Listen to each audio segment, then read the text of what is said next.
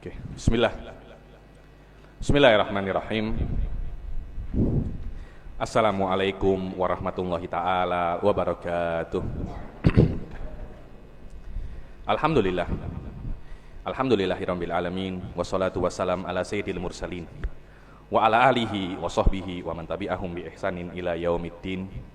Nawaitu ta'luma wa ta'lim wa naf'a wal intifa' wal ifadah wal istifadah wal hatta ala tamasuki bi kitabillahi ta'ala wa sunnati rasulihi wa du'a ilal huda wa dalalata alal khairi wa ibtigha'a mardatihi wa qurbihi wa thawabihi subhanahu wa ta'ala. Allahumma faqihna fid din wa alimna ta'wil. Rabbi shrah li sadri wa yassir li amri wahlul 'uqdatam min lisani yafqahu qawli waj'al li waziran min ahli.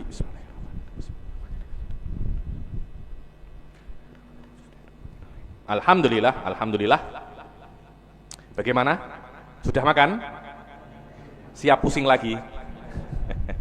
Sebelum saya mulai, apakah ada pertanyaan yang mau ditanyakan tentang kelas yang sebelumnya? Sesi yang sebelumnya? Hah? Ada?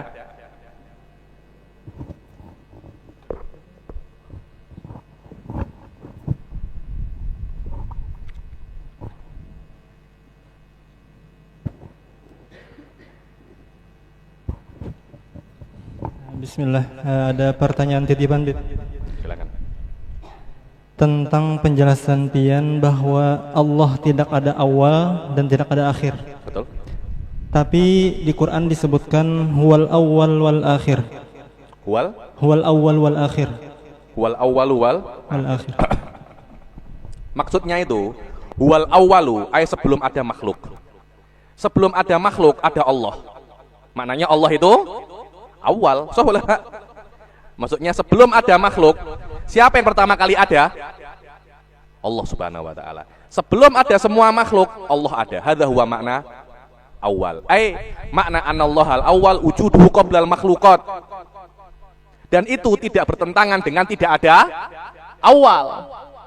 Makna huwal akhir ba'da fana'i jami'il makhluqat yabqa wajhu rabbika dzul jalali wal ikram. Setelah semua sirna hanya baki Allah Subhanahu wa taala. Hadza huwal maknal akhir. Itu tidak menafikan makna Allah tidak mempunyai akhir. Wallahu a'lam. Jahid, ada yang mau tanya lagi?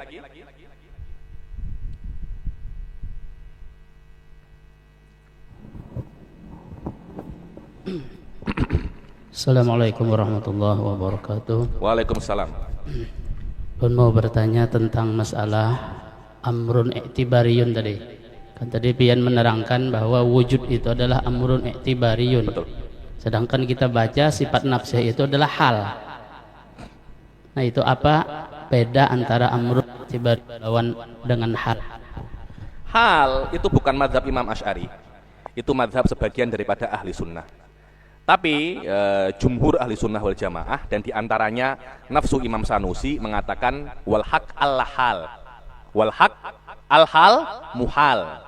Hal itu adalah sebuah sifat yang dia itu ada, jadi ada perkara itu maujud, makdum, hal. Dalilnya ini tidak kuat karena itu jumhur ahli sunnah menafikan dia itu hal. Amrun i'tibari masuk kategori makdumat. Hal di atas makdumat tapi tidak sampai derajat apa namanya? Maujudat. Dan dia itu sifat.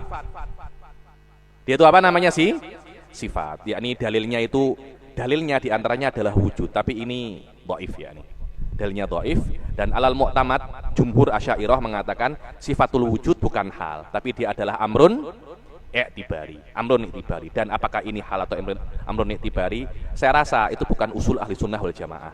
Anda meyakini wujud itu hal boleh, Anda meyakini wujud itu amrun i'tibari juga boleh, tidak ada masalah, tidak terkeluar daripada mazhab ahli sunnah wal jamaah. Sebagian ulama daripada ahli sunnah mengatakan hal itu ada dan mengatakan diantara masodikul hal wujud dan sifatul ma'nawiyah. Yang menafikan hal, menafikan wujud itu adalah hal dan mengatakan wujud itu adalah amrun i'tibari dan menafikan sifat ma'nawiyah. Minhum Imam Ghazali. Imam Ghazali menafikan hal. Imam Sanusi menafikan hal. Saya rasa Baqillani mengisbatkan hal. Juwaini mengisbatkan hal. Wal amru sahal, bukan perkara yang rumit. Anda mau ngomong itu hal, mau ngomong itu tidak hal, tidak ada masalah. Wallahu a'lam. Dia mau tanya lagi?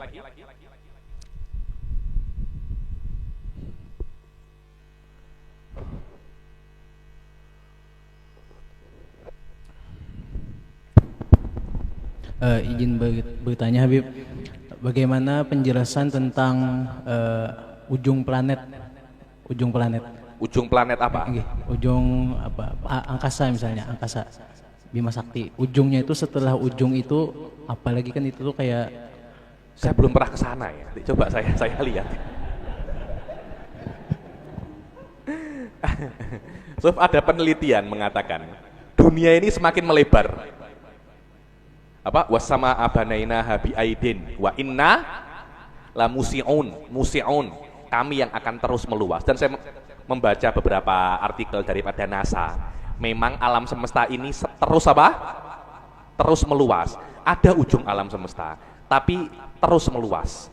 Lah, setelah ujung ini apa? Wallahu a'lam. Saya tidak tahu. Tapi memang terbatas. Apakah setelah ujung itu Allah? Wallahu a'lam. Dikatakan sebagian ulama ahli sunnah mengatakan setelah ujung alam semesta itu kehampaan, faragh i'tibari, pas semacam itu. Silakan.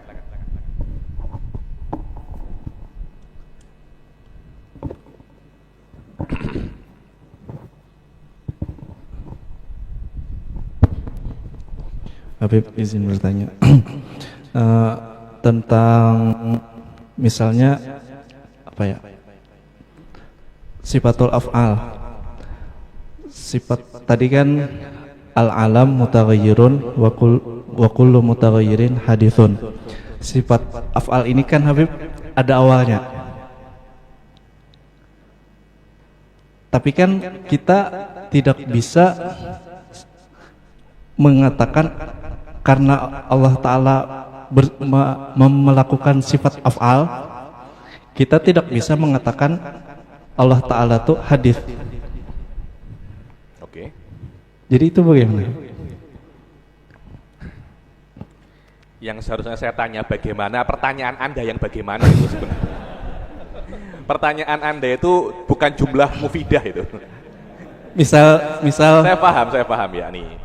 Anda mengatakan sifatul afal itu hadis, tapi kenapa sifatul afal itu hadis, kok Allah tidak hadis, begitu kan? Memang sifatul afal qaimatun fi ghairi dzatillah. Bukan fi dzatillah, bukan. Yang fi dzatillah itu sifatul ma'ani. Sifatul afal khariju dzatillah, bukan pada zat Allah. Karena itu selama bukan pada zat Allah, kita bisa mengatakan Allahu khaliqun wa huwa qadim wa makhluqatuhu hadis. Allah menciptakan manusia, Allah menciptakan alam semesta lamin syai'.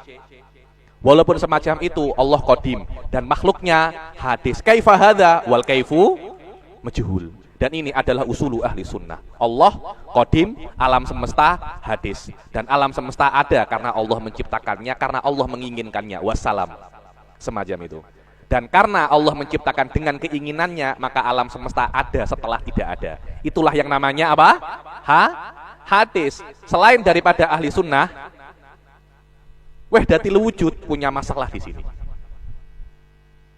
Mujassimah punya masalah di sini. Falasifah punya masalah di sini.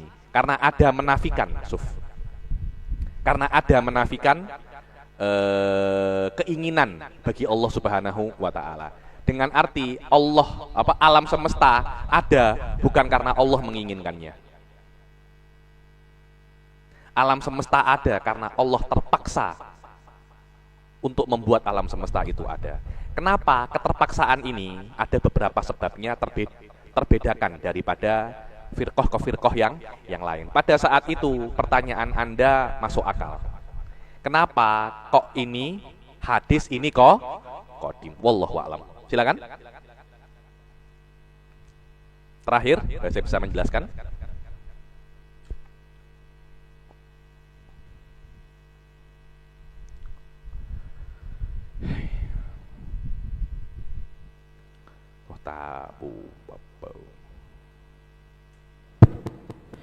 Assalamualaikum warahmatullahi wabarakatuh. Nama ulun Wahyu Kurniawan. Siapa? Wahyu Kurniawan. Sebagaimana kelas sebelumnya tadi, Allah itu qadim, tidak ada awal dan dalam artian tidak ada yang menciptakan. Jika seandainya Allah itu tidak qadim, maka ada dua konsekuensi, bisa tasalsul atau daur. Yang saya pertanyakan, bagaimana dengan pernyataan kaum naturalis? Kenapa konsep qadim tadi itu diletakkan ke Allah? Kenapa tidak langsung ke alam saja?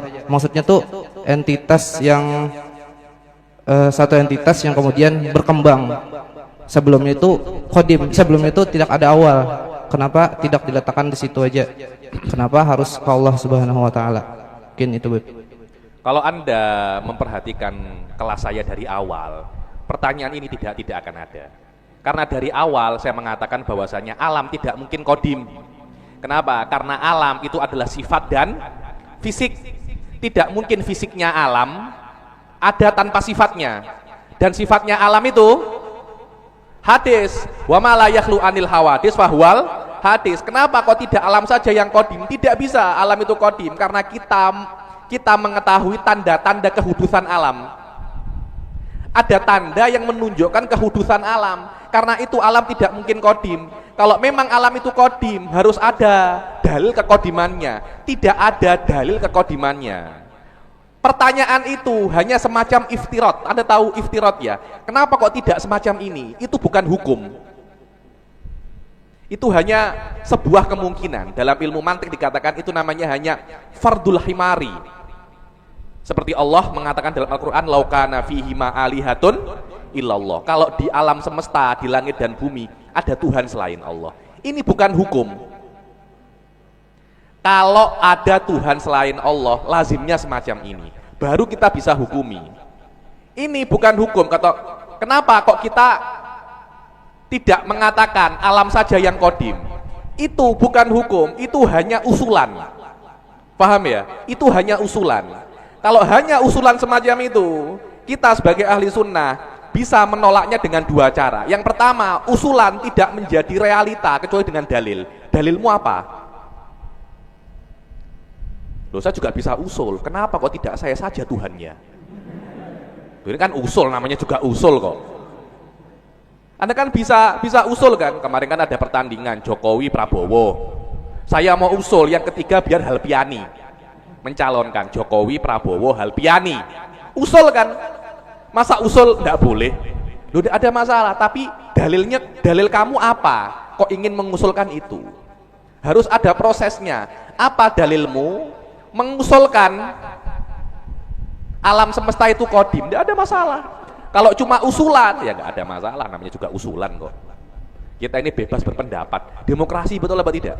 Silahkan Anda berpendapat. Itu yang pertama. Yang kedua, usulan itu yalzaminhul batil. Kalau memang alam semesta itu qadim, anggap saja itu benar, alam semesta itu qadim. Tanazulan, di dalam debat, tanazulan. Alam semesta itu qadim. Kalau memang alam semesta itu qadim, lazimnya pasti alam semesta tidak berubah. Perubahan menunjukkan ketidakqadiman. Allah qadim, karena itu Allah tidak berubah. Kalau alam semesta qadim, pasti alam semesta tidak berubah. Apakah alam semesta tidak berubah? Alam semesta berubah, lihat aja bumi lo berubah. Nggak usah bumi, Banjar lo berubah. Sebelum kesini banjir Habib. Habib datang nggak banjir, barokahnya Habib nggak ada itu. Berubah, nggak banjir jadi nggak banjir. Berubah kan? Berubah. Menunjukkan Banjar ini bukan qadim, perkara yang baru. Bumi ini bukan perkara yang qadim, perkara yang baru karena ada dalilul hudus. Wadah ya? Ini bagaimana cara menjawab naturalis, minta dalil atau batalkan faradnya. Dua cara itu dua-duanya sama-sama betul. Wallahu a'lam. Cukup? Jahit. Kita teruskan. Kita baca sardan masalah qidam wal baqa. Wa yajibu lahu ta'ala al-qidamu wal baqa, dan wajib bagi Allah Subhanahu wa taala al-qidam. Tidak ada awal, dan wajib bagi Allah Subhanahu wa taala al-baqa. Kalau Allah itu tidak qadim wal baqin, lakana muhtajan ilal fa'il fayakunu hadisan. Pasti Allah Subhanahu wa taala itu perlu kepada apa namanya? Pencipta perlu kepada pencipta, dan pasti Allah Subhanahu wa taala itu hadis. Fayajibu lahu ta'ala minal ajzi ma wajaba lisairil hawadis. Kalau Allah itu hadis, maka Allah itu tidak akan mampu seperti hadis-hadis yang lain. Karena saya hadis, saya tidak mampu. Manusia itu banyak ketidakmampuan ya akhi. Berapa banyak yang kalian inginkan dan berapa banyak yang kalian dapatkan? Betul apa tidak? Semua ingin kaya, betul apa tidak? Ada yang kaya? Rata-rata gaji 1 bulan ya habis satu bulan. Kita bekerja bulan ini untuk bulan depan. Ya ini kehidupan kita. Berapa banyak ini kalau Ustadz Hasan, beliau ini masih belum menikah. Saya kalau menikah pengen menikah 4 Habib. Pengennya 4, 1 aja belum dapat. Itu yang namanya apa namanya? Al-ajz. Anda tidak mampu. Anda tidak mampu. Ya memang hakikatnya manusia semacam ini. Tidak mampu. Apa yang Anda inginkan dan apa yang Anda dapatkan tidak sesuai. Anda ingin 10, Anda bisa dapat 1. Alhamdulillah. Itu Anda hadis. Kalau Allah hadis semacam Anda, Allah pun juga tidak akan mampu. Kalau Allah tidak mampu, yang menciptakan alam semesta siapa? Manusia tidak bisa mencipta loh. Coba ciptakan beras, tidak bisa. Anda bisa menanam padi, Anda tidak bisa menciptakan padi. Coba ciptakan daging sapi, tidak bisa. Anda bisa memelihara sapi, kemudian Anda menyembelih sapi, kemudian Anda memanen dagingnya. Anda tidak bisa menciptakan daging sapi, karena manusia tidak bisa mencipta. Kenapa? Karena manusia itu hadis. Kalau Allah itu hadis semacam manusia, Allah tidak akan bisa menciptakan alam semesta. Lah kalau Allah tidak bisa menciptakan alam semesta, lah yang kita lihat ini apa? Kalau Allah itu hadis, alam semesta tidak akan ada. Sedangkan alam semesta itu ada, maka Allah tidak hadis. Cara berdalil semacam ini di dalam ilmu mantik dinamakan dengan dalilul khuluf. Untuk membuktikan kebenaran klaim Anda mempunyai 2 jalan. Buktikan klaim Anda dengan dalil, atau batalkan klaim musuh Anda. Seperti tadi. Kenapa kok alam semesta itu tidak qadim? Caranya untuk membatalkan ini, Anda minta dalil. Mana dalilmu? Atau Anda mengatakan tidak, dalil kekodiman alam semesta qadim batil. Karena saya punya dalil kehudusan alam semesta. Atau yang kedua, kalau alam semesta itu qadim, akan yalzam minhu batil. Selama kidamnya alam semesta itu batil, sabata nakiduhu. Yang benar lawannya. Karena nakidon mesti ada salah satu. Mesti ada apa namanya? Salah satu. Bal yakunu hina idzin wujuduhu mustahilan. Maka pada saat itu keberadaan Allah, kalau Allah itu hadis, keberadaan Allah menjadi mustahil. Kenapa? Karena kalau Allah itu hadis, akan yalzam daripada kehudusan Allah tasalsul dan daur. Dan tasalsul dan dur dua-duanya mustahil. Maka keberadaan Allah terpulang kepada keberadaan perkara yang mustahil. Maka keberadaan Allah juga mustahil. Jaijidan. 5 yalzamu ala takdiri hudusihi minad dauri wa tasalsuli al mustahilain. Jaid. Sekarang kita akan masuk sifat yang ketiga. Namanya sifat al mukhalafah lil hawadis. Sifat mukhalafah lil hawadis ini ya. Banyak kelompok-kelompok selain ahli sunnah itu mempunyai masalah di dalam sifat ini. Kita ahli sunnah meyakini tidak ada kesamaan sedikit pun antara Allah dan makhluknya, walaupun cuma 1%. Selalu saya itu menjelaskan dengan dalilun akli dan dalilun nakli. Dalilun akli, Allah itu tidak sama dengan makhluknya. Wadih, jelas. Kita mempunyai kaidah al-mutamathilat laha nafsul ahkam. Perkara yang sama pasti hukumnya juga sama. Perkara yang sama hukumnya pasti sama. Kalau Allah sama dengan Iqbal, pasti hukumnya Allah sama dengan hukumnya Iqbal. Secara otomatis hukumnya Iqbal juga sama dengan hukumnya Allah. Kemungkinan ya imma Allah hadits atau Iqbal yang qadim. Tidak ada kemungkinan yang lain, dan dua-duanya batal. Wadah ya? Tidak mungkin ada kesamaan antara Allah dan makhluknya. Mumtaz. Tidak boleh ada kesamaan antara Allah dan makhluknya.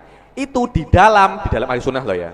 Tidak boleh ada kesamaan antara Allah dan makhluknya. Itu di dalam perkara yang wujudi, perkara yang real. Contohnya, makhluk punya tangan, Allah punya tangan. Sama-sama punya tangannya, itu sudah tidak boleh, walaupun bentuk tangannya tidak sama. Walaupun bentuk tangannya tidak sama, ya sama ya. Seperti manusia itu punya tangan, Allah itu juga punya tangan. Cuma bentuk tangannya Allah tidak sama dengan bentuk tangannya manusia. Tangannya Allah tidak sama dengan tangannya manusia. Yang kita ungkapkan dengan wal kaifu majhul. Ini madhab Wahabi. Ini madhab Mujassimah. Tidak boleh semacam itu. Kalau Anda mengatakan semacam itu, akan ada tingkat kesamaan antara Allah dan makhluknya. Walaupun kesamaan itu tidak 100%. Kita ahli sunnah menafikan kesamaan antara Allah dan makhluknya sampai titik yang paling rendah. Tidak ada. Jikalaupun ada kesamaan antara Allah dan makhluknya, itu diperbolehkan hanya kesamaan di dalam perkara yang salbi, bukan perkara yang wujudi. Persamaan di dalam amrun i'tibari boleh, persamaan di dalam lafadz boleh, persamaan di dalam nafi boleh. Contohnya bagaimana? Allah laisallah hajaron, laisal insan hajaron. Sama kan? Allah bukan batu, manusia juga bukan batu. Sama apa tidak ini? Sama-sama bukan batunya, tapi apakah ketika dia sama-sama bukan batu, hakikatnya sama? Loh, ini bukan batu, ini juga bukan batu. Apakah ini dan ini sama? Tidak sama, tidak sama. Perbedaan, maksudnya dua perkara berbeda di dalam satu perkara, tidak menjadikan dua perkara ini sama. Tidak menjadikan dua perkara ini sama. Karena itu tidak ada masalah ada persamaan antara Allah dan selain Allah di dalam perkara yang nafi. Allah bukan batu, manusia bukan batu. Apakah ada kesamaan antara Allah dan makhluknya? Tidak ada. Jahil. Kemudian tidak ada masalah jika kita menyamakan antara Allah dan makhluknya di dalam lafadz saja, bukan hakikat. Contohnya, Allah alimun, Halpiani alimun. Lihat, sama-sama alimnya, betul apa tidak? Sama-sama alimnya. Ini alim, ini juga alim. Dinisbatkan kepada Halpiani, dinisbatkan kepada Allah. Allah bukan Halpiani, betul apa tidak? Akan tetapi alimnya sama. Apakah bisa Anda mengatakan ada persamaan antara Allah dan Halpiani? Apakah bisa semacam itu? Loh, sama-sama alimnya kok. Sama-sama alimnya, tidak bisa semacam itu. Kenapa? Karena hakikat.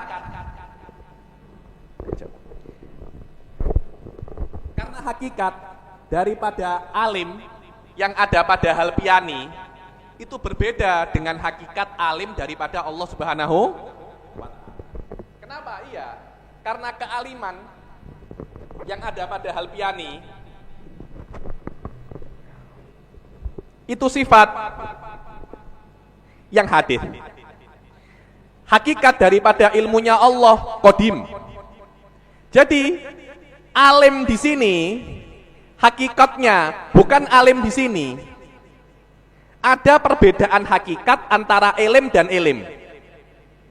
Tapi ada persamaan di dalam lafaz.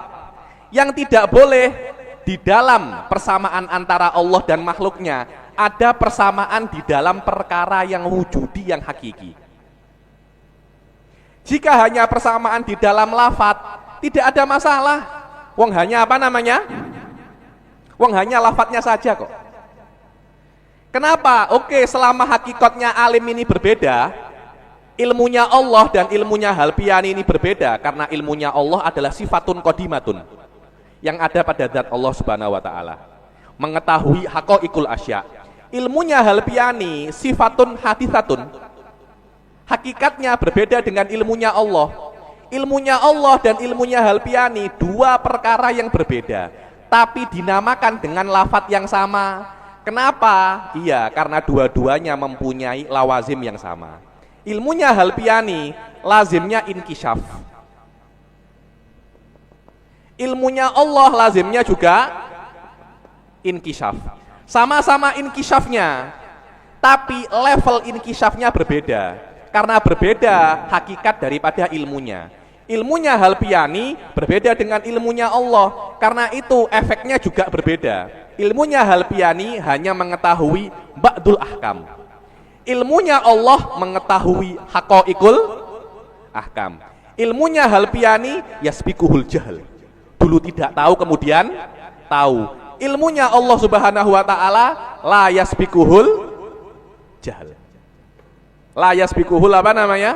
Jahl. Inilah apa namanya? Masalah mukhalafah lil hawadis. Mukhalafah lil hawadis. Dan dikatakan mukhalafah, ada yang dikatakan itu mathil. Ada yang namanya nadir, ada yang namanya syabih. Mathil itu yang sama 100%. Nadir yang sama 70%. Syabih yang sama 50% ke bawah. Kita ahli sunnah, Allah tidak mempunyai mathilun wala nadhirun wala syabih. Allah tidak mempunyai la mathil wala nadhir wala syabih. Jayid. Ini kenapa kita memahami semacam ini? Iya. Di dalam bahasa Arab, kalau kita itu ingin mengungkapkan tingkat kemiripan,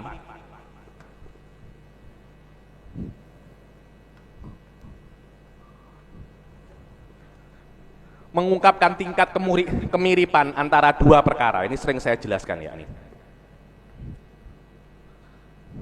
Ustadz Jazuli, kemiripan tingkat Ustadz Jazuli dengan singa. Kita mengatakan Jazuli asadun. Jazuli apa? Asad. Jadi tidak hanya mirip antara Jazuli dan Asad. Karena terlampau mirip antara Jazuli dan Asad, sampai Jazuli itu ya singa itu sendiri. Jazuli asad, wallahi hada rajul asad, gitu kan?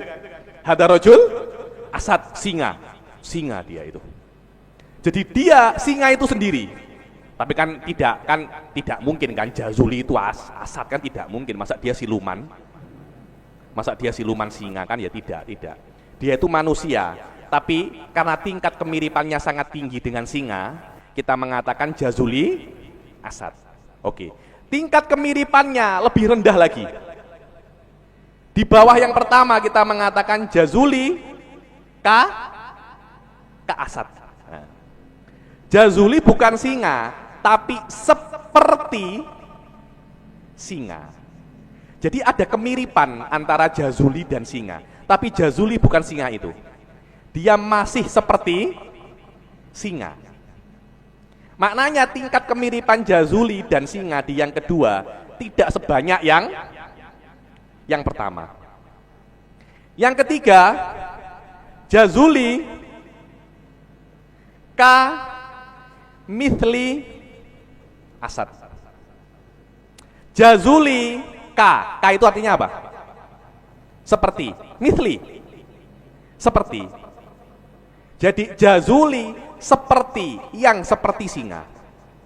Jadi ada yang seperti singa, namanya hadiah. Hadiah ini mithlu asad. Jazuli tidak seperti singa, dia seperti yang seperti singa. Siapa yang seperti singa? Hadiah.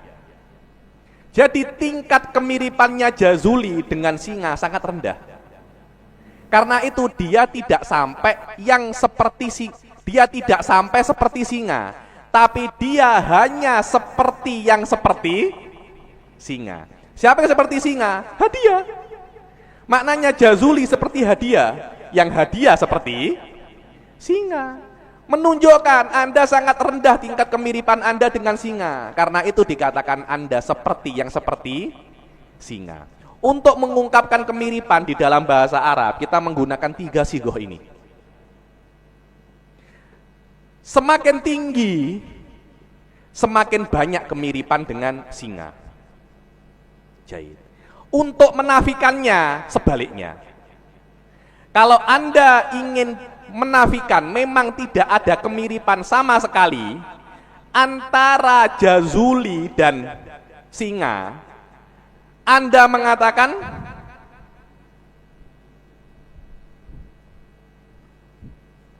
sebaliknya. Tingkat penafian yang paling tinggi Anda menafikan ini. Jazuli laisa ka mithli asad. Jangankan seperti singa, yang seperti singa tidak mirip. Jangankan seperti singa, seperti hadiah loh, tidak mirip. Menunjukkan memang tidak ada kemiripan sama sekali seperti singa. Antara jazuli dan singa tidak mirip sama sekali. Di bawahnya lagi jazuli laisa ka asad. Di bawahnya lagi jazuli laisa asadan. Lihat. Ini bagaimana cara kita di dalam bahasa Arab menafikan tingkat kemiripan antara jazuli dan asad. Kita lihat bagaimana Allah Subhanahu wa taala mengungkapkan tingkat ketidakmiripannya dengan makhluknya. Laisa ka mithlihi syai'un. Ini yang paling tinggi. Allah menggunakan uslub yang paling tinggi untuk menafikan tingkat ketidakmiripannya antara Allah dan makhluknya. Maknanya tidak ada kemiripan sama sekali antara Allah dan makhluknya. Tidak mirip di dalam zatnya, tidak mirip di dalam sifatnya, tidak mirip di dalam af'alnya, tidak ada. Zatnya Allah tidak mirip dengan makhluk manapun, dengan arti tidak ada makhluk manapun yang mirip dengan Allah pada zatnya, dan tidak ada makhluk manapun yang mirip dengan Allah pada sifatnya, dan tidak ada makhluk manapun yang mirip dengan Allah pada perbuatannya. Apa katanya di sini? Wa yajibu lahu ta'ala an yakuna mukhalifan fi dzatihi wa sifatihi likulli ma siwahu minal hawadis wa illa lakana hadithan mithlaha. Dan wajib bagi Allah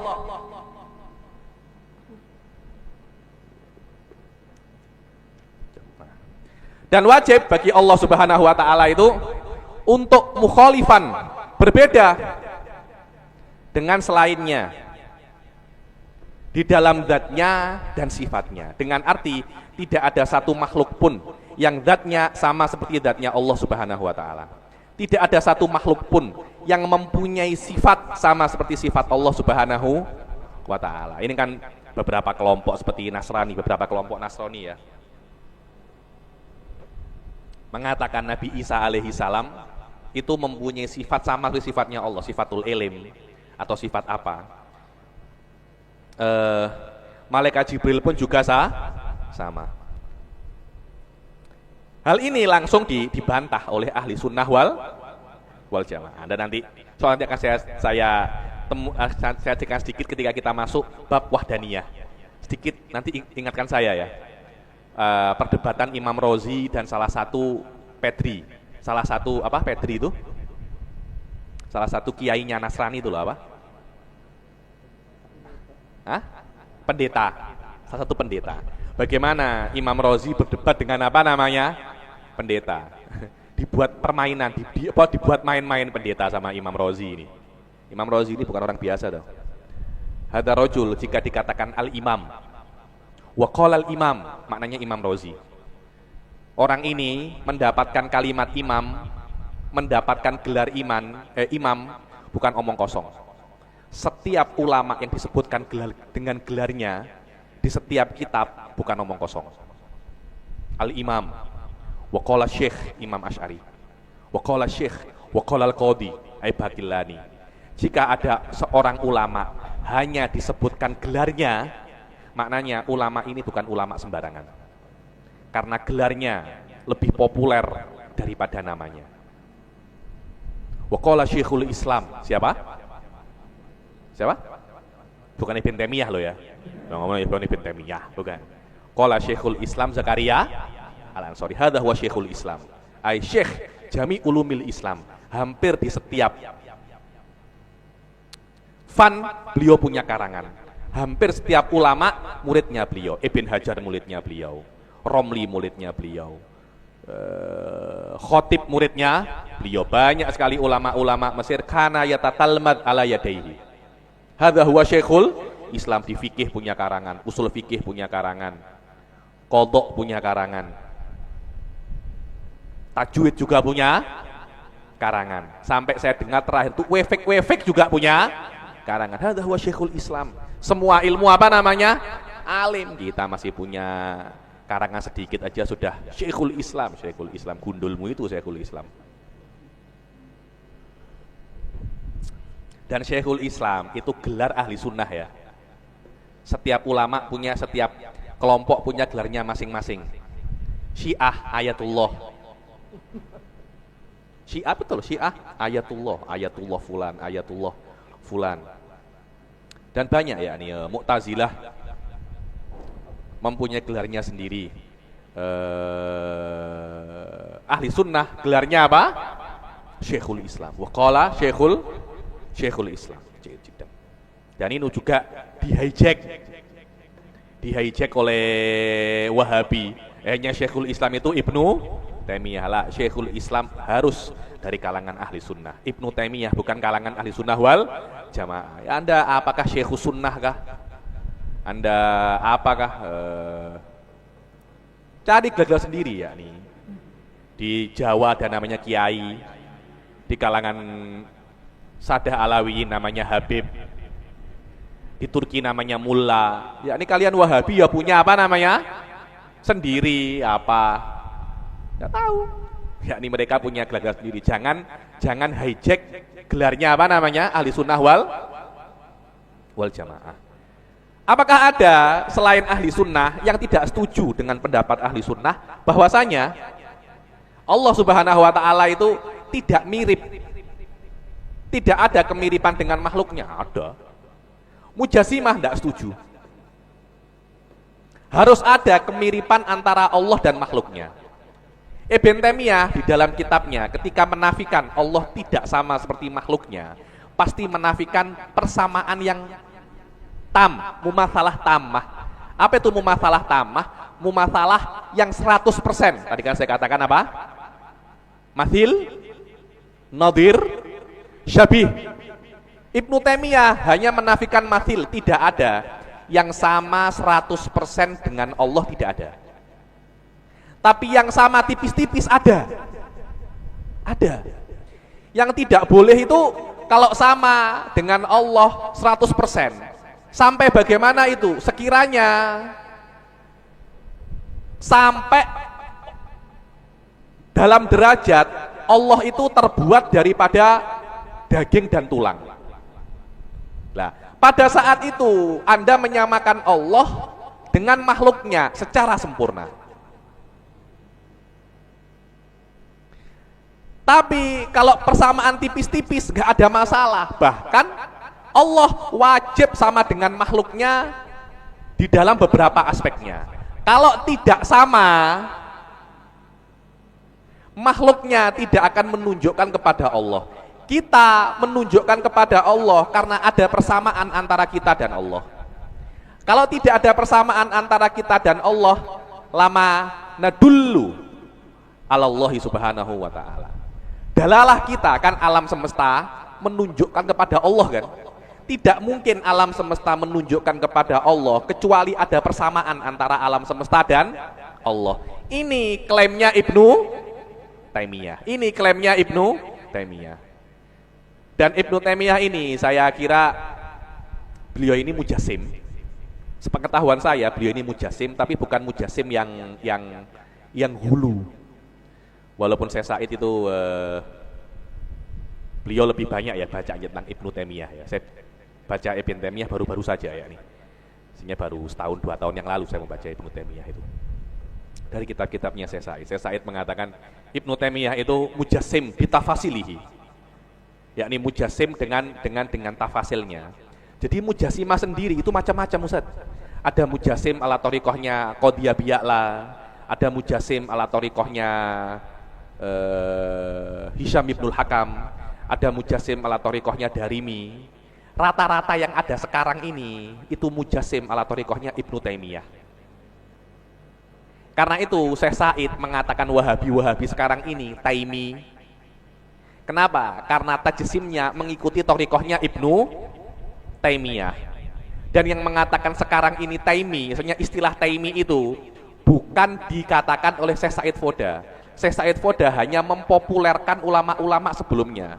Ulama-ulama sebelumnya seperti Al-Ikhmimi. Ikhmimi ini wallahu a'lam mungkin muridnya Ibnu Hajar. Al-Ikhmimi punya risalah Firat Hawadis la awwalalaha, berjumpa dengan seorang mujassim dan beliau mengatakan hada rajul taimiyun. Jadi sebelum Syekh Said sudah ada orang mengatakan ini adalah apa? Taimi. Dan memang rata-rata Wahabi sekarang menjadikan Ibn Taimiyah sebagai landasannya. Dan tajsimnya Ibn Taimiyah berbeda dengan tajsimnya selain Ibnu Taimiyah. Karena tajsim sendiri itu berlevel-level. Ada yang hulu yang mengatakan bahwasanya tajsim itu Allah itu berbentuk. Hisham Ibnul Hakam mengatakan bentuknya Allah sama seperti asyabul amrad. Asyabul amrad, apa itu syab? Pemuda amrad yang belum keluar jenggotnya. Itu namanya syabul amrad, ya, macam hadiah ini belum ada jenggotnya. Nah, di Wahabi mungkin bentuknya Allah semacam ini nanti ini. Asyabul apa namanya? Amrad. Dan subhanallah, saya itu pernah melihat dan ada hadisnya, Suf. Ada hadisnya. Dan hadis ini ditolak oleh ahli sunnah wal jamaah. Hadis yang menjurus kepada bentuk Allah ditolak oleh ahli sunnah wal jamaah karena bertentangan dengan dalilun nakli. Tidak ada persamaan antara Allah dan dalilun akli. Tidak ada persamaan antara Allah dan makhluknya. Aneh bin ajaib, Ibnu Taimiyah mempertahankan hadis ini. Berusaha dari kanan dan kiri untuk mempertahankan hadis, masalah hadis syabul amrad. Syekh gharib jiddan ya. Saya rasa ketika saya baca gharib, aneh. Saya itu ketika saya baca masalah bentuknya Allah itu sama seperti syabul amrad, anak kecil yang belum keluar jenggot. Saya dari dulu tuh suka nonton anime. Ya, jadi saya ini muda-muda seperti kalian ya. Saya tuh dulu kan zaman-zaman saya itu zaman-zamannya Dragon Ball ya. Zaman-zamannya Dragon Ball. Lah Dragon Ball ini kan bermacam-macam versi kan. Yang terakhir ini versi apa namanya Dragon Ball Super. Terus dalam Dragon Ball Super ini ada satu karakter namanya Zenoo. Zenoo ini dewanya para dewa. Bentuknya Syabun Amrod. Saya bilang sejak kapan Son Goku jadi Wahabi ini saya bilang sejak kapan Son Goku jadi apa namanya Wahabi. Wallah, saya tuh bingung. Wallah, yakni apa namanya akidahnya Mujassimah mempengaruhi sampai Dragon Ball yakni sampai Dragon Ball dipengaruhi Mujassimah. La haula wala quwata illa billah. Habis itu saya tidak mau nonton Dragon Ball lagi. Ada anime Wahabi. Ini animenya Wahabi. Bercanda saja. Yakni akidah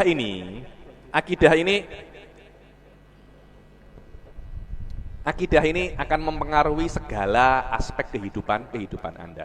Sampai kartun itu loh dipengaruhi oleh apa namanya? Akidah. Dulu itu ketika awal-awal film Matrix muncul. Matrix ini kan film-film zaman tuh kan. Itu beberapa guru saya menghubungi saya Said Foda. Ya Syekh, antum sudah lihat film Matrix? Ada apa? Film apa itu? Film Matrix terbina atas filsafat. Betul itu. Atas filsafat yang atas filsafat yang diwujudkan di dalam dunia nyata. Bahwasanya mimpi Anda itu benar. Yakni ada dunia selain dunia ini namanya dunia mimpi. Dunia yang asli itu rusak. Dunia yang hakiki adalah dunia mimpi. Yakni ini semuanya terpulang daripada beberapa apa namanya filsafat. Banyak sekali filsafat mempengaruhi dunia perfilman. Hatta masalah apa itu namanya? Multiverse. Hatta masalah multiverse. Itu terpengaruh oleh akidah selain ahli sunnah wal jamaah.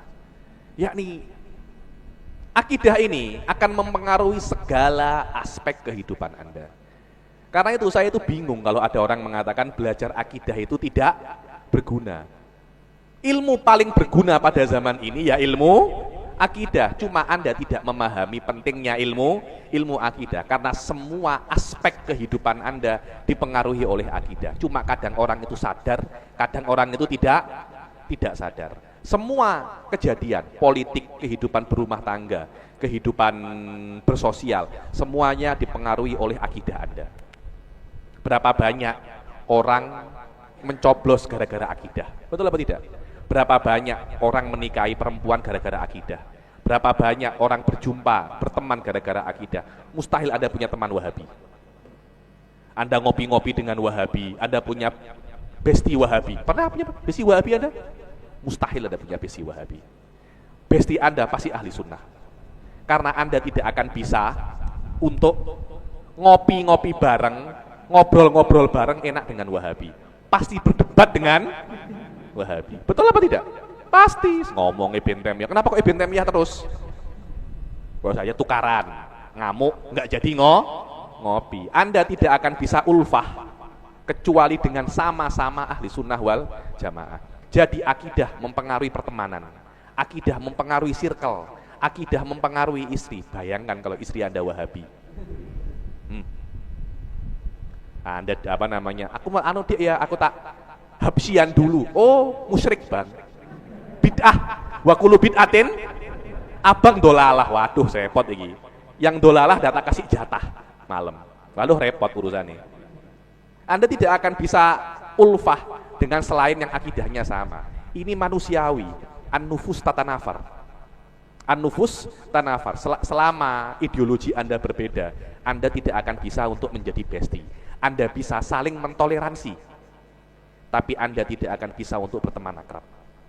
Susah. Saya tidak ngomong itu mustahil, tapi susah. Anda bisa bertoleransi dengan ya sudah saya tahu Anda Wahabi, saya tidak akan mengganggu Anda. Dan Anda meyakini Wahabi itu salah, tapi Anda tidak mengganggunya. Itu bisa. Dan itu wajib hukumnya. Kalau Anda ingin mengganggunya, mengganggu daripada aspek berdiskusi, adu dalil. menyentuh tubuh tidak bisa, menyakiti tidak boleh. Hanya itu saja. Anda meyakini orang ini salah, tapi Anda tidak mengganggunya. Itu yang namanya toleransi. Toleransi bukan dengan menganggap selain ahli sunnah itu benar. Tidak ada semacam itu. Itu bukan toleransi, tapi benerisasi itu. Anda membenarkan, itu liberalisasi, bukan toleransi. Wallahu a'lam. Jayyid. Ibnu Taimiyah meyakini bahwasanya persamaan antara Allah dan makhluknya itu tidak ada itu wajib ada, tapi tidak sampai derajat yang paling tinggi. Wadah ya, persamaan antara Allah dan makhluknya boleh 20%, 30%. Karena itu Ibnu Taimiyah mengatakan manusia duduk, Allah juga duduk. Manusia punya tempat, Allah juga punya tempat. Allah punya tangan, manusia juga punya tangan. Tapi bagaimana bentuknya tangannya Allah, bagaimana duduknya Allah? Wal kaifu majhul. Dan kaif majhul. Bagaimana tidak ada yang tahu. Itu adalah sirrul uluhiyah. Kita ahli sunnah mengatakan bahwasanya Allah tidak duduk, Allah tidak punya tangan, Allah tidak punya mata, Allah tidak punya kaki. Loh, bagaimana Habib ini? Allah tidak punya mata, Allah loh melihat.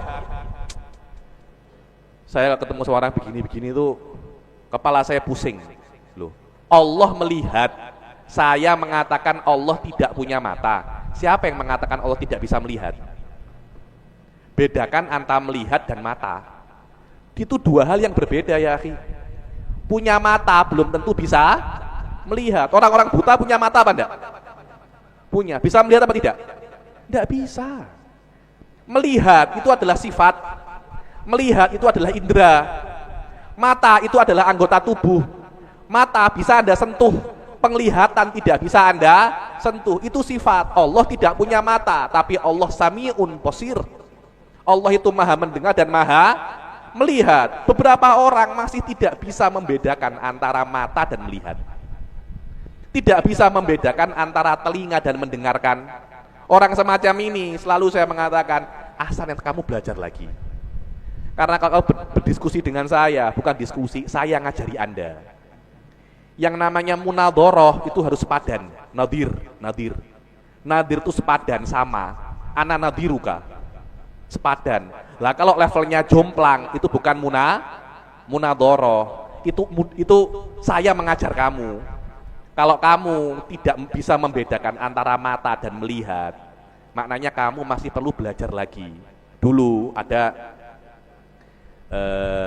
seorang pingin debat dengan Ibn Kamal Basya atau siapa, seorang ulama besar ya nih. Ada anak kecil mau debat dengan Ibn Kamal Basya. Ibn Kamal Basya selalu menolak, aku tidak mau debat sama kamu tuh masih bodoh. Lah ya Syekh, debat sama anak, debat sama inti. Enggak, inti ini masih kecil. Udrus wala tujadil. Akhirnya kelihatannya anak muda ini punya hubungan dengan kerajaan. Akhirnya dengan pemerintahan, akhirnya dia ngomong ke pemerintah minta syafaat agar Ibn Kamal Basya berdebat dengan anak kecil ini. Sudah dipilih, diminta pemerintah, masa mau nolak. Oke lah, berdebat. Ya sudah, inti ngomong dulu, nanti anak komentari. Masalahnya apa? Masalahnya 1, 2, 3. Oke. Dia ngomong, tengah-tengah ngomong, stop, berhenti. Oke. Kamu tadi ngomong masalah zulum. Apa arti zulum? Anak kecil ini, anak muda ini ngomong, zulum imma maknahu kada au kada au kada. Ibn Kamal Basya, wallahi ana nggak mau debat sama ente. Ana tanya kepada ente maknanya zulum apa. Ana tidak tanya kepada ente misdak zulum apa. Kamu tidak bisa membedakan makna misdak dan makna arti. Arti hanya satu, misdak boleh banyak. Saya tanya makna zulum, kamu malah menyebutkan misdakul dolom. Artinya kamu tidak bisa membedakan antara misdak dan arti. Bagaimana saya ingin berdebat dengan orang selevel kamu? Aku tidak mau debat sama kamu. Wassalamualaikum warahmatullahi wabarakatuh. Hakada kanal ulama, setiap omongannya punya makna. Dulu saya Said Foda itu mengajarkan kepada saya kata-kata lau kana kada fahuwa kada, itu mempunyai makna dua. Ada lau apa, harful imtina lil imtina, ada lau istidlali fi ghayati diqqah. Dibilang hada makna lau nahwi wa hada makna lau mantiki, dua-duanya berbeda. Mana yang benar yang lau? Ini pembahasan ulama apa namanya? Semacam ini. Anda mesti tahu apa makna daripada setiap lafaz. Rata-rata kesalahan di dalam memberi hukum adalah ketika Anda tidak mengetahui makna daripada lafaz. Yang itu adalah bab tasawur. Bab apa namanya? Tasawur. Bab tasdik terbina atas bab tasawur. Rata-rata orang menghukumi sesuatu tanpa mengetahui maknanya. Padahal al-hukum ala syai'i far'un an tasawurihi. Anda mesti mengetahui maknanya dulu, baru Anda bisa menghukuminya. Jahit. Inilah sedikit tentang masalah apa namanya mukhalafah lil hawadis. Dengan arti ahli sunnah wal jamaah mengatakan tidak ada kemiripan antara Allah dan makhluknya sama sekali, walaupun 1% tidak ada sama sekali. Apapun yang ada pada makhluk, Allah tidak ada pada Allah seperti makhluknya. Ibnu Taimiyah mengatakan wajib ada kesamaan antara Allah dan makhluknya. Walaupun kesamaan ini tidak 100%. Kalau makhluk tidak sama dengan Allah, maka makhluk tidak akan bisa menunjukkan kepada Allah Subhanahu wa ta'ala. Jahidan. Sekarang kita akan masuk ke bab yang selanjutnya, yaitu al-qiyam bin nafas. Mau pertanyaan apa lanjut? Silakan. Saya pun sudah capek. Apa namanya? Sesi ketiga itu apa namanya? Tenaga sudah habis. Silakan.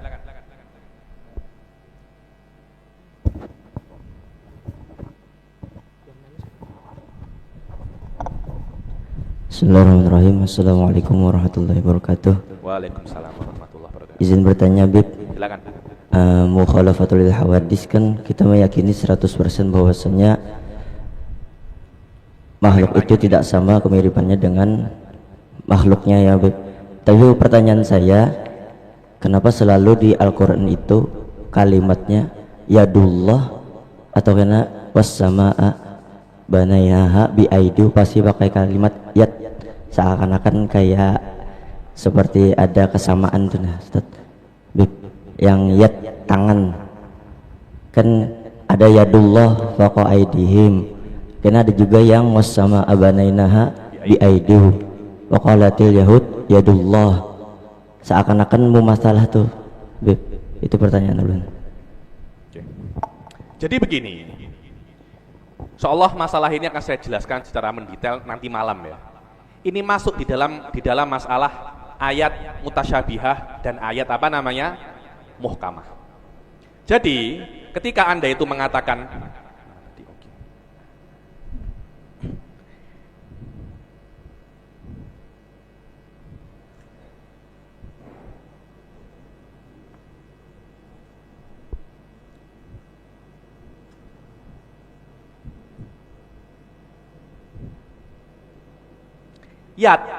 yadullah, saya beri contoh satu saja. Yadullah fauqa aidihim. Di sini ada kata-kata yadullah dan ada kata-kata apa namanya yad. Ini yad. Yad ini kalau dia itu mufrad artinya tangan, betul apa tidak? Yad artinya tangan. Sekarang apakah arti tangan itu ketika dinisbatkan kepada Allah, apakah yad ketika dinisbatkan kepada Allah, apakah artinya dia itu juga tangan? Di sini masalahnya. Kata-kata yadullah, tangan Allah, bisa mempunyai beberapa arti.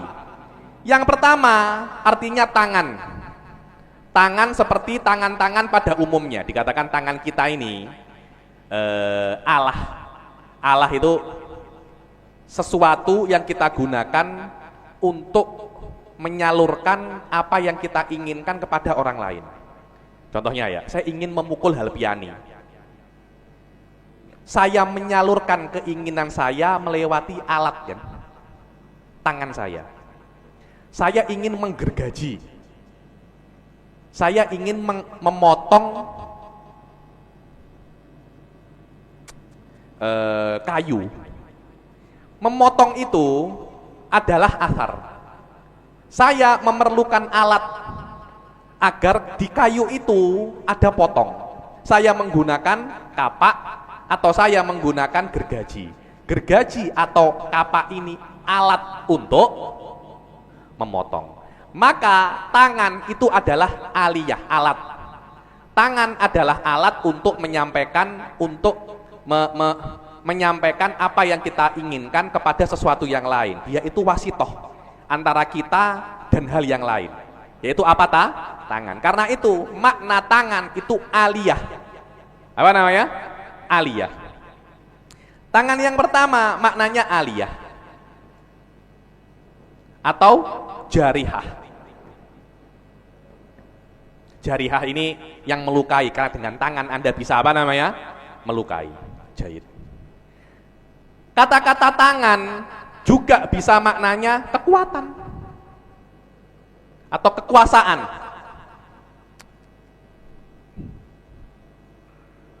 Tanganku kuat. Apa maknanya tanganku kuat? Kekuatanku hebat. Dan ini kita gunakan kekuasaan. Tulungagung ada di dalam kekuasaanku. Maknanya apa? Tulung agung ada di dalam tanganku. Apa maknanya? Hah? Kekuasaan. Dikatakan ini al-istilah.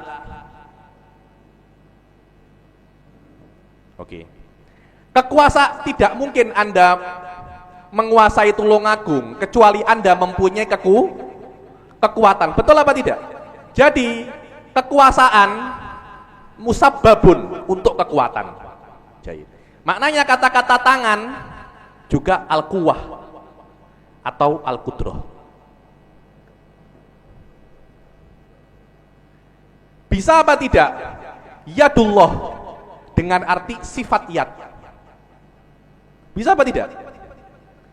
Yadullah seperti qudratullah.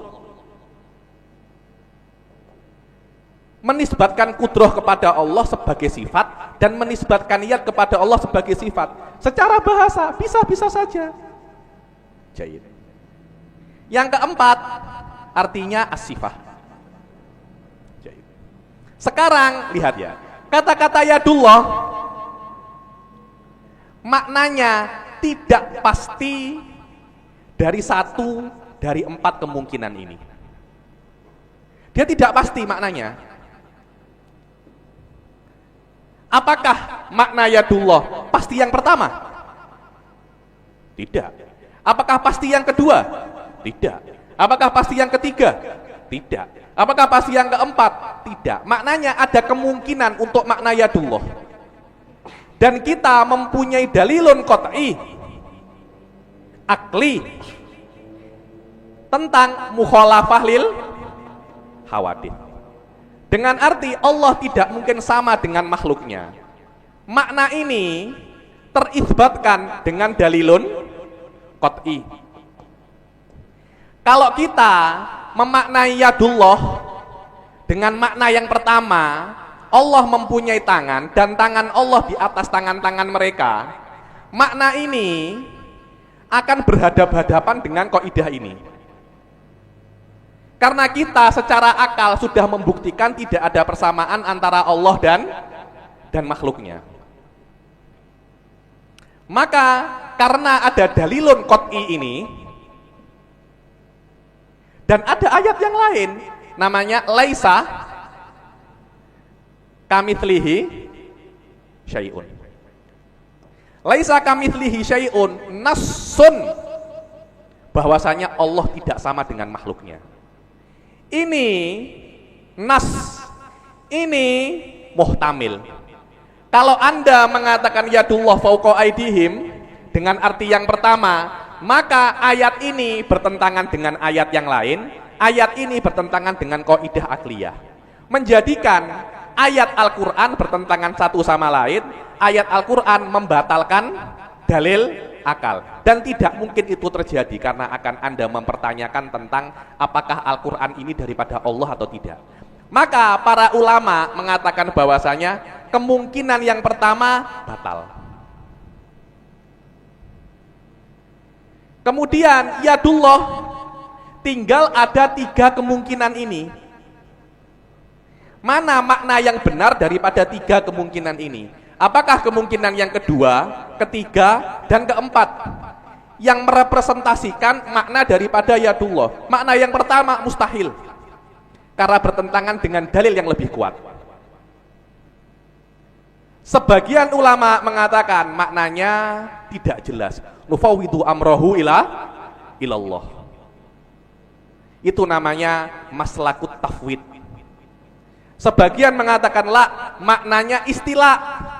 Ini namanya maslakut takwil. Maslakut takwil. Dan saya ada, nanti mungkin akan saya upload masalah ini, saya menjelaskan dalam satu kitab namanya Qanunul Quran fil Muhkam dan Mutasyabih. Ada 9 kelas. Saya menjelaskan masalah ini bitafsil, ya nih. Kenapa kok ada muhkam dan mutasyabih? Bagaimana cara ta'amulnya? Allah menggunakan kalimat yang tidak jelas semacam ini sengaja. Sengaja biar tidak jelas. Kalau semuanya jelas, kalian masuk surga semua nanti. Loh, memang semacam itu. Kalau semuanya jelas, ya tidak ada ujian. Harus ada yang tidak jelas. Terus maknanya apa? Ya kalian cari tahu.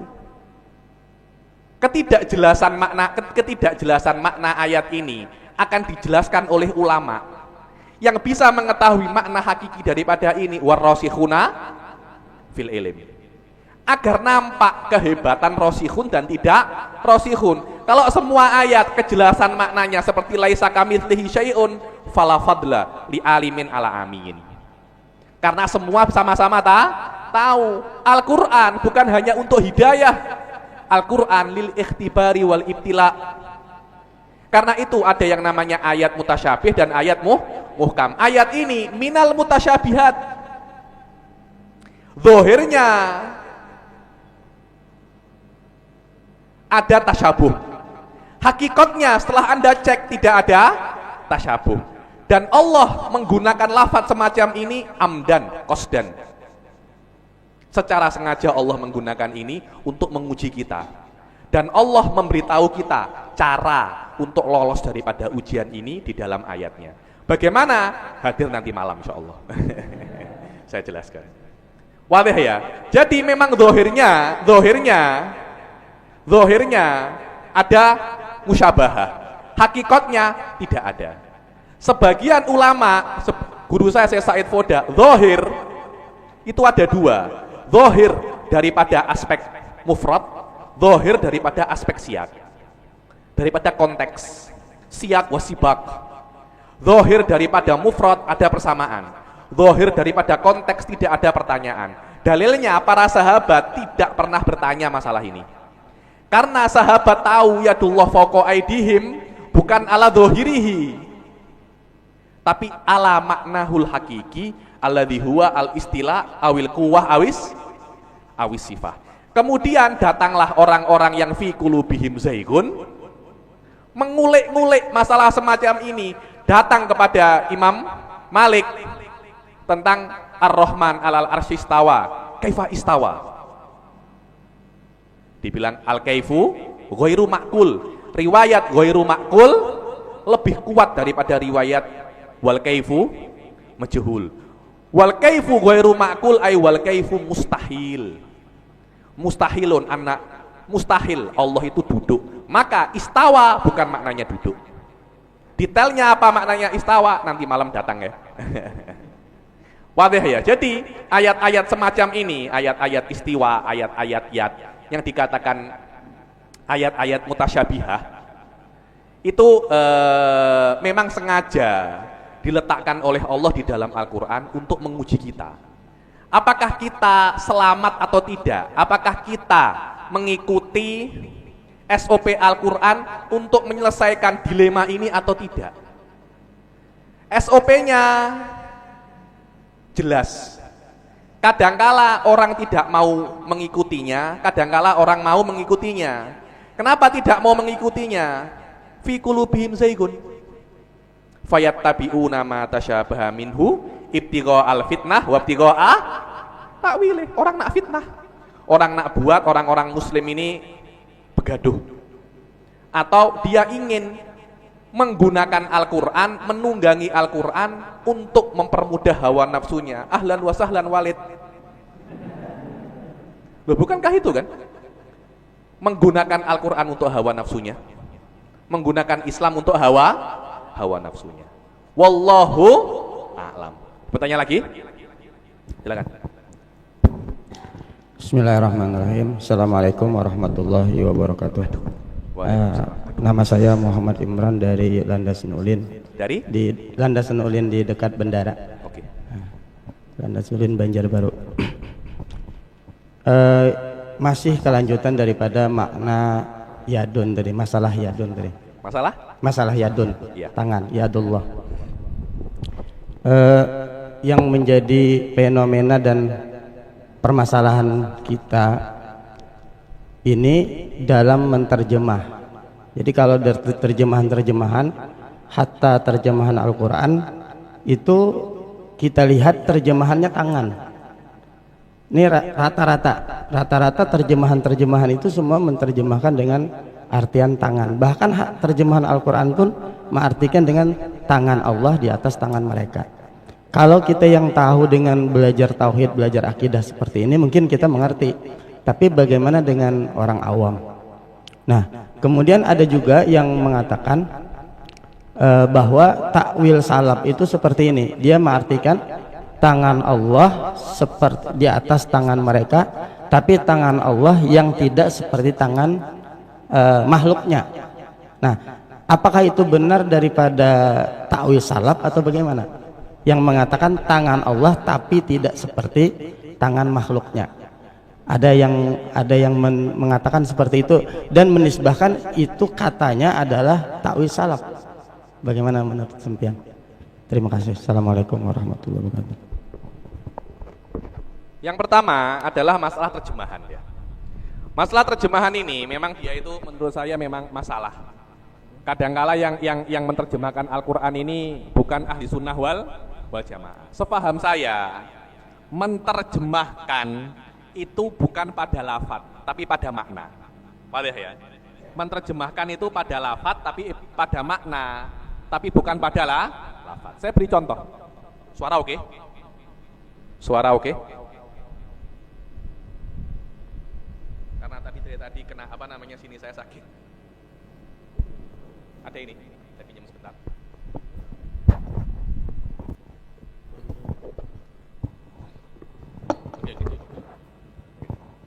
Jadi, terima kasih. Nah, gini aja. Contohnya Anda menerjemahkan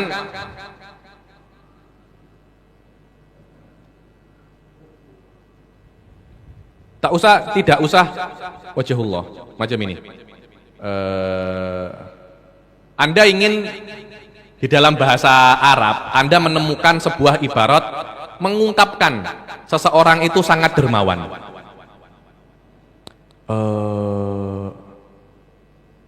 Hatim at-Ta'i bahrun. Artinya bahrun itu kan sebagai kiasan bahwasanya orang ini sangat dermawan sekali. Bagaimana cara Anda menerjemahkannya? Hatim at-Ta'i laut, masa semacam itu? Masa Anda menerjemahkan Hatim at-Ta'i itu laut? Kira-kira orang yang tidak pernah tahu tentang Hatim at-Ta'i kemudian membaca terjemahan Anda, faham apa Anda? Hah? Tidak akan paham. Apakah orang yang mengatakan Hatim at-Ta'i bahrun bermaksud dia itu bahrun? Tidak. Ketika Anda menerjemahkan kalimat ini, Anta akan menerjemahkan Hatim At-Ta'i sangat dermawan sekali. Kan semacam itu kan? Sangat dermawan sekali. Anta menerjemahkan maknanya, tidak menerjemahkan lafadznya. Sama ketika Anta menerjemahkan sebuah siyak, Anta itu menerjemahkan maknanya, tidak menerjemahkan lafadznya. Ketika Anda itu mendengar yadullah secara bahasa Arab, yad di sini bukan tangan kok. Bagaimana ketika Anda menerjemahkannya, kok Anda mengatakan dia itu tangan? Bukankah menerjemahkan tangan, apa yad dengan tangan, itu bertentangan dengan makna yadullah itu sendiri? Terus bagaimana? Yakni wallahu alam, saya rasa kalau saya pribadi, saya menerjemahkan yadullah daripada konteksnya. Saya akan mengatakan yadullah ai kekuasaan Allah. Kekuasaan Allah di atas tangan-tangan mereka. Ini tangan-tangan mereka ini apa coba maknanya? Orang yang membaca tidak akan paham. Tangan-tangan mereka kesepakatan. Jadi ketika itu mereka semacam ini. Maknanya apa? Kan kalian sudah sering melakukan kalian. Nah, semuanya itu kan. Itu maknanya apa? Apakah tangannya? Bukan, tapi kesepakatan. Maknanya Allah juga ikut sepakat dengan mereka. Allah ridho dengan mereka. Itulah makna yadullah fauqa aidihim. Dengan tafsir ini Anda akan paham, tapi tangan Allah di atas tangan-tangan mereka. Loh, orang malah bingung. Karena itu menerjemah perlu fun. Saya pribadi kok saya penerjemah, saya bukan penerjemah ya. Tapi kalau saya penerjemah, saya akan menerjemahkan yadullah fauqa aidihim, maknanya kekuasaan Allah atau rahmat Allah ada pada kesepakatan mereka. Ini terjemahan yang betul, bukan tangan Allah. Yang mana kita ahli sunnah menafikan makna tangan kok. Malah Anda mengatakan itu maknanya yadullah adalah tangan. Terjemahan itu kepada makna, bukan kepada lafaz. Itu yang nomor satu. Yang nomor dua tadi apa? Takwil salaf. Takwil salaf itu ya ini biasa. Mujassimah itu kan semacam itu, selalu mengklaim salaf kan semacam itu kan. Itu memang apa ya? Kata-kata salaf, kata-kata ahli sunnah, kata-kata ahli hadis itu dijadikan senjata bagi Wahabi untuk melegitimasi apa?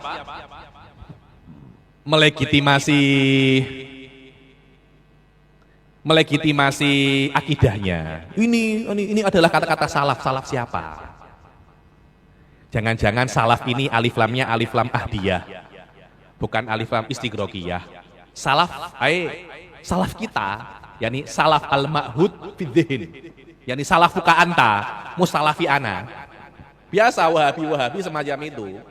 Bilang Imam Ahmad bin Hambal, semuanya itu takwil semacam itu, dikatakan Allah punya tangan seperti manusia punya tangan, tapi wal kaifu majhul, ini adalah takwilnya salaf.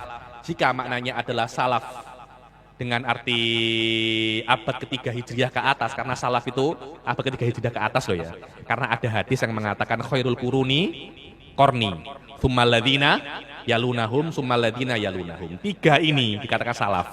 Kenapa? Karena tiga abad ini oleh Rasulullah dikatakan khairul qurun. Karena Rasulullah mengatakan ini khairul qurun, para ulama mengatakan abad pertama hijriah sampai abad ketiga hijriah dikatakan khairul qurun, dikatakan salaf. Siapa daripada salaful ummah yang mengatakan Allah itu punya tangan, tapi tangannya tidak mirip seperti tangannya manusia? Tidak ada. Itu hanya klaim Ibnu Taimiyah, itu hanya klaim Wahabi yang dinisbatkan kepada salaf, zuron wa buhtanan. Lah terus bagaimana mazhab salaf? Nanti malam datang ya. Soal nanti malam saya jelaskan.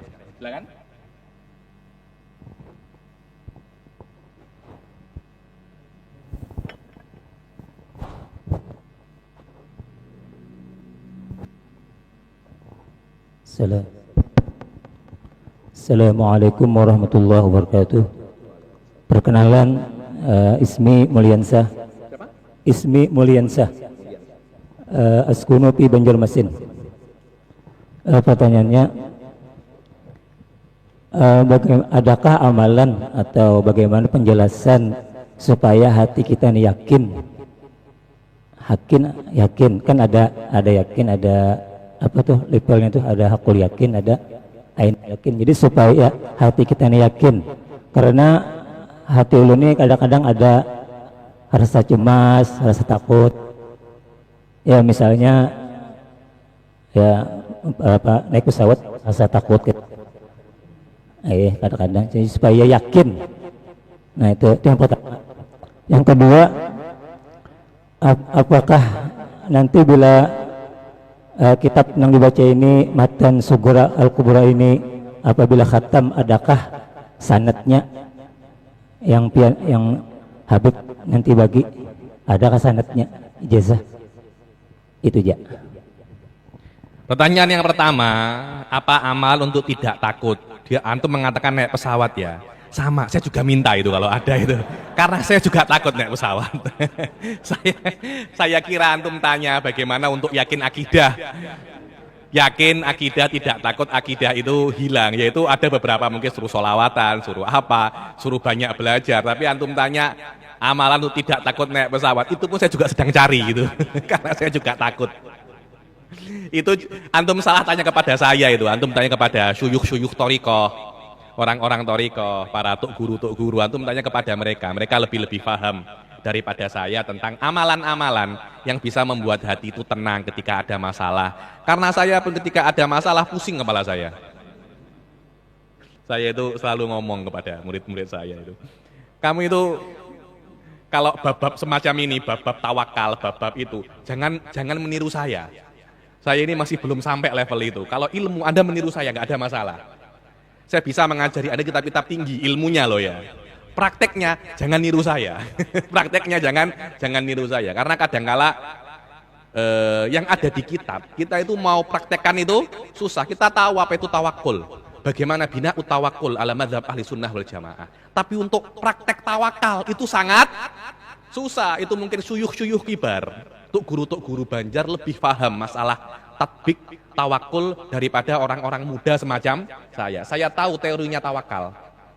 Saya tahu bagaimana tawakal ini terbina atas madzhab ahli sunnah wal jamaah.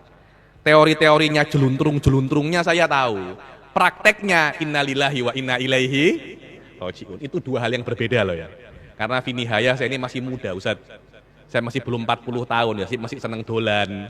Masih seneng apa namanya? Jalan-jalani sama Ustaz Hasan.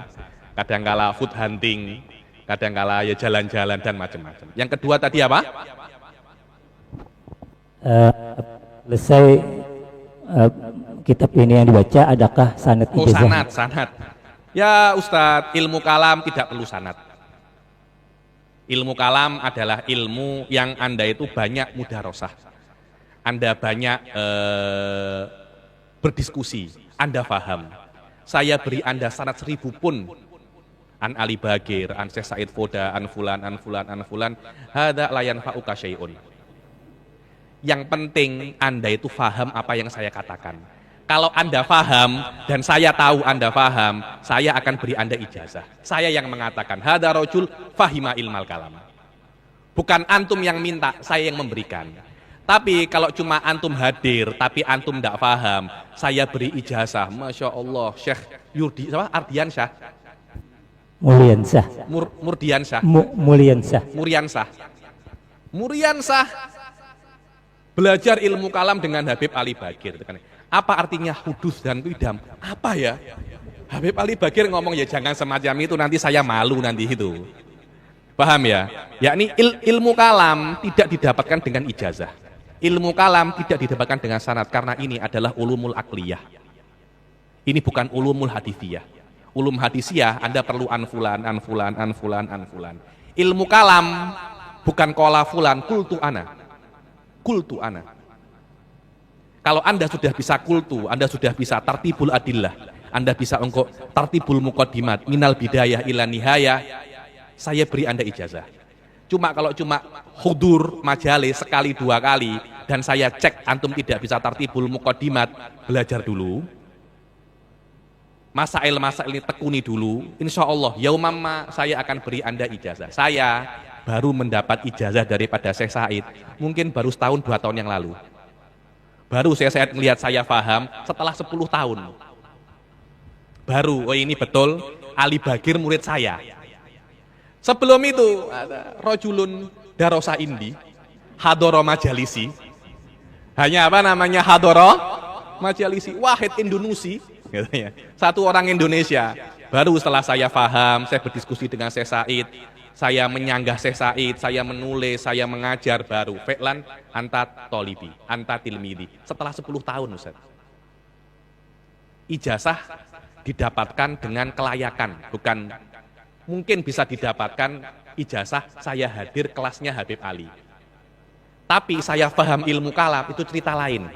Itu apa namanya? Itu cerita lain. Itu didapatkan dengan istihqaq, itu didapatkan dengan keberhakan. Fauqa hadza, ilmu kalam tidak ditekuni dengan ijazah. Ilmu kalam bukan dengan sanad, ilmu kalam bi kathratil mudarasah wal munadharah. Wallahu a'lam. Silakan. Ada lagi? Silakan.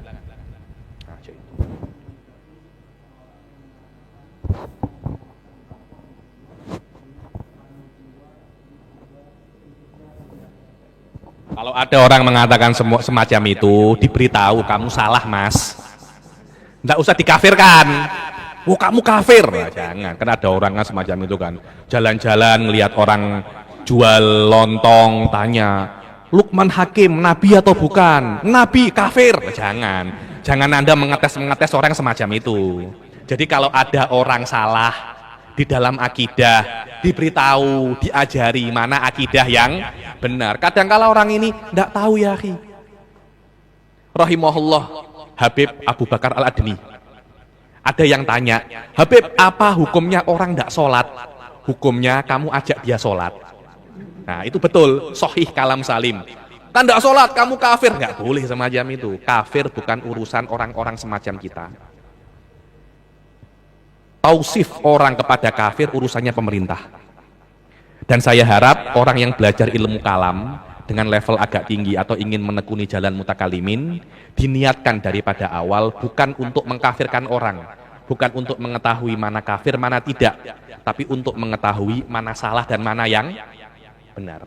Mana salah dan mana yang benar, bukan untuk mengetahui mana yang kafir dan mana yang tidak kafir. Kalau ada orang salah di dalam akidah, dibenerin. Salah Ustadz. Berbeda antara bakoknya manusia dan bakoknya Allah.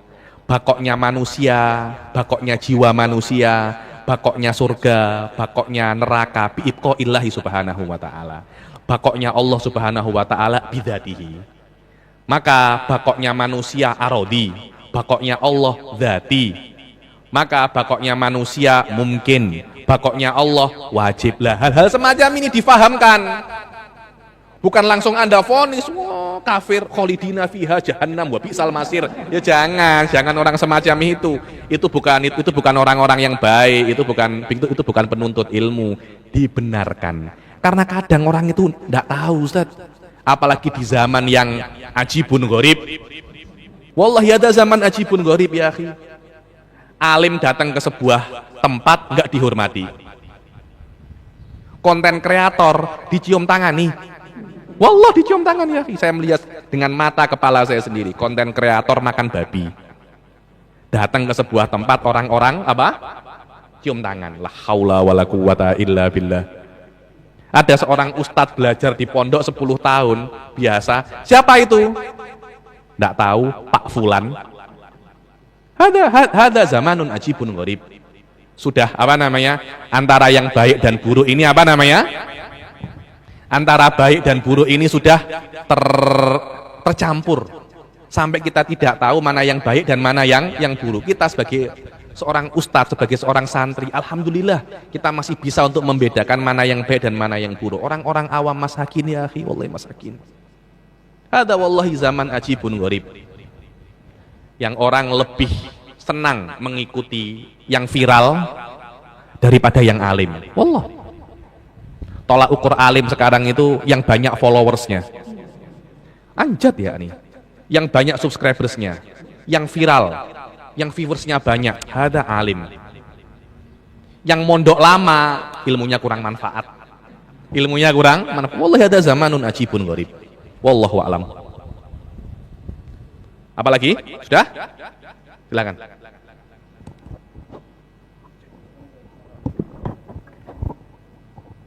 Tadi disebutkan laisa kamitslihi syai'un, itu termasuk cara yang lebih utama untuk menafikan kemiripan. Tapi kenapa di dalam usul fikih disebutkan itu termasuk majaz biziyadah? Laisa kamitslihi syai'un itu termasuk majaz biziyadah. Kenapa? Karena kalau di situ kafnya itu dimaknakan seperti, berarti di situ seolah-olah ada menyatakan orang yang mirip dengan Allah. Nah, jadi kenapa di situ berarti kan kalau di usul fikih itu bukan termasuk yang lebih tinggi untuk meniadakan kemiripan tadi. Wa yabdu antum baca waraqat itu ya. Betul kan? Antum yabdu aja. Ada ra'yun dhaif. Ada pendapat yang lemah ya. Kenapa? Karena kalau memang itu ziyadah, tidak ada di dalam Al-Qur'an ziyadah. Antum tahu ziyadah itu maknanya apa? Ziyadah maknanya ada lafadznya, tidak ada maknanya. Apakah ada dalam Al-Quran sesuatu yang lafadznya ada tapi maknanya tidak ada? Dikatakan laisa kamitslihi syai'un, kafnya itu tidak ada, hanya ada apa? Mithilnya saja.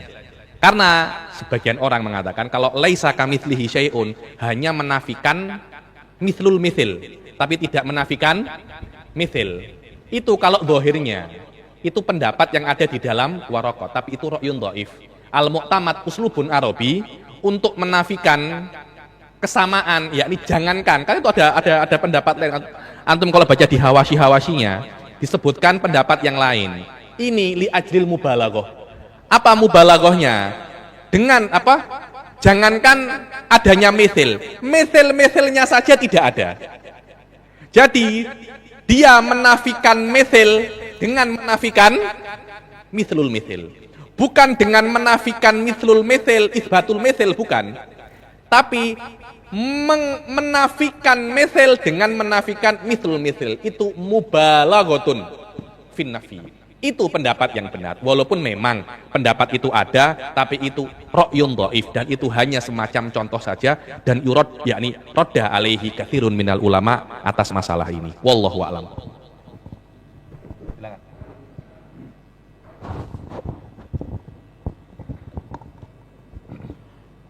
Pertanyaan titipan, Habib.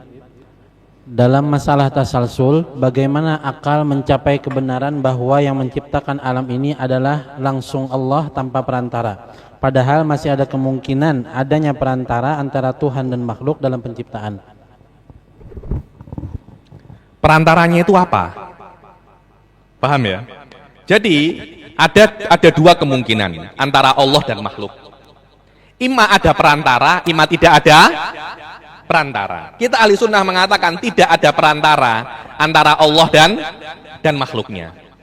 Ada orang mengklaim, oh kan masih mungkin ada perantara antara Allah dan makhluknya. Kita membuat dua cara. Kita meminta orang itu membuktikan mana dalilmu bahwasanya ada perantara antara Allah dan makhluk. Kita perlu dalil. Tidak bisa hanya mengatakan mungkin, ya mungkin ini, mungkin itu. Kalau semua mungkin ya semua bisa mungkin. Kita sebagai ahli sunnah mengatakan tidak mungkin ada perantara antara Allah dan makhluknya. Karena kalau kita mengatakan kalau memang ada perantara, yalzamu minhul muhal. Yalzamu minhu muhal. Akhirnya Allah itu perlu kepada perantara ini. Kita akan bertanya, apakah Allah bisa untuk menciptakan alam semesta tanpa perantara? Bisa. Kenapa Allah perlu perantara? Oke. Allah tidak bisa, maknanya Allah perlu perantara untuk menciptakan alam semesta. Masa Tuhan itu perlu? Oke. Kemudian di dalam Al-Qur'an tidak ada lafat-lafat yang menunjukkan Allah perlu perantara. Wassamaa banainaha, banaina. Nah, kami khalaqas samawati wal ard, Allah menciptakan langit dan bumi tanpa ada perantara, tidak ada. Khalaqallahu samawati wal ard atau min khilali, tidak ada. Semuanya nusus-nusus di dalam Al-Quran menjurus kepada penciptaan Allah alam semesta langsung tanpa adanya perantara. Kalau ada perantara, malah itu nanti akan keluar daripada mazhab ahli sunnah, bahkan mungkin keluar daripada Islam. Seperti mabda ukul wan nufus. Allah alam semesta ada ukul wan nufus, 10 akal, 9 jiwa. 9 jiwa dan 10 akal ini mediator antara Allah dan alam semesta. Yang meyakini ini sudah keluar daripada Islam karena mengisbatkan sesuatu yang mempunyai skill sama seperti Allah. Merekalah yang menciptakan alam semesta. Ini yang namanya wasilah. Ini yang namanya apa? Wasilah. Sebab itu dalam ahli sunnah, Allahu khalaqas samawati wal ard, Allah khalaqal alam, laisa bi alah. Laisa bil mu'alajah. Laisa bil wasitoh, langsung. Wallahu a'lam. Apa lagi? Cukup? Jahit. Mumtaz. Insyaallah yang akan datang tinggal 3 sesi lagi ya. Saya usahakan minimal kita selesaikan setengah daripada sifatul ma'ani. Nanti sisanya kita di pertemuan yang akan datang kalau saya ke Banjar lagi. Karena dari awal saya mengatakan untuk langsung selesai susah. Karena Sugro-Sugro ini bukan kitab yang mubtadi yang awal-awal sangat. Dia perlu penjelasan lebih mendetail, karena itu mungkin perlu 15 kelas. Perlu 17 kelas. Dan saya di sini hanya 9 kelas saja. Itu saja istri saya sudah marah-marah. Lama banget di Banjar, apa menikah lagi di Banjar. Karena itu saya harus cepat-cepat pulang hari Selasa. Alhamdulillah tiketnya Selasa pagi ya. Tiketnya Selasa pagi. Jahit. Insyaallah kita jumpa lagi besok pagi ya. Besok pagi kita selesaikan sifat salbiyah dan masuk di dalam sifatul ma'ani. Jahit. Wallahul muwaffiq ila aqwamit thoriq. Assalamualaikum warahmatullahi taala wabarakatuh.